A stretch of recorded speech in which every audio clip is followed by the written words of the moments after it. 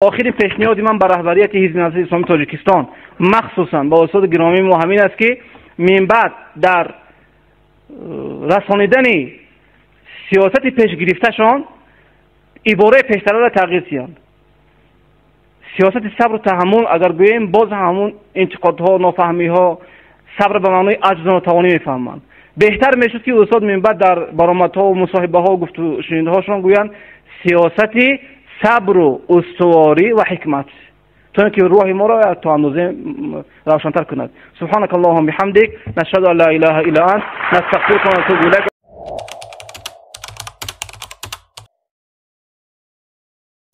Партия называется партия исламского возрождения. Если вы придете к власти, куда вы поведете страну? То, что мы выбрали это название, исламская партия, тогда еще в начале 90-х годов было модно.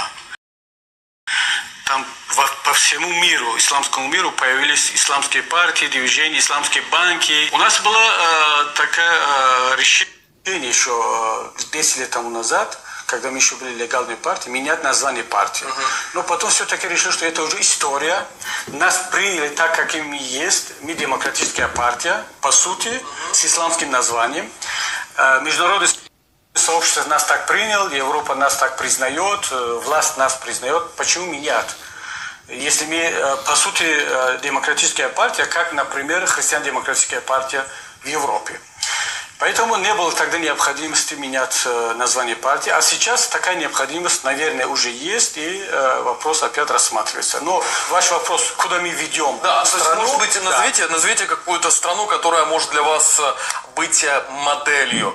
Я не знаю, Турция, Иран, Пакистан. Раньше, когда меня этот вопрос задавали, я всегда говорю, что, возможно, Турция может быть такой же моделью. При Эрдогане 10 лет тому назад, например. Еще, может быть, малазийский опыт пригодится. Но сейчас я более осторожно отвечаю на этот вопрос, потому что то, что происходит в Турции, это уже не модель или пример для подражания. Я думаю, что у нас должен быть свой пример. Оно где-то ближе к опыту европейских государств, в том числе некоторые моменты из Турции, Малайзии и так далее. Но самое главное, что это должно быть демократическое государство, светское государство. И религия, она должна иметь такой же статус, как, скажем, в Европе. Христианство в Европе или, скажем, в Индии. Все основные религии Индии, они очень толерантно сосуществуют.